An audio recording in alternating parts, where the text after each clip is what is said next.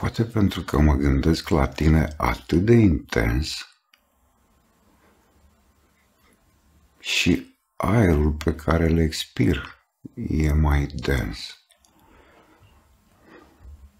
Poate că poluez atmosfera cu vorbe deloc frumoase atunci când mă faci să sufăr cu stările-ți capricioase.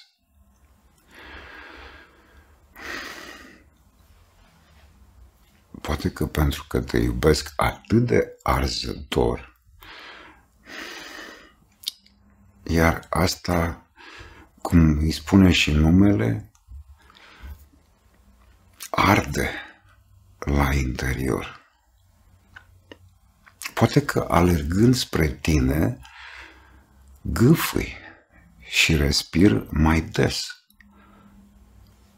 eliminând dioxid de carbon în exces.